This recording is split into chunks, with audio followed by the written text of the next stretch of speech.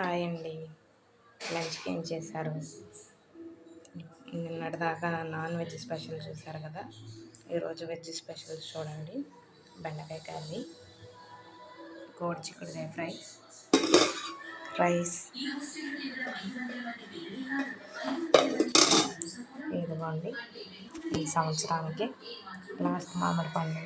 ఈ మామిడికాయని ఏమంటారో మీకు ఎవరికైనా తెలిస్తే, అంటే ఈ రకాన్ని దీన్ని ఏమంటారో మీకు ఎవరికైనా తెలిస్తే కామెంట్ చేయండి.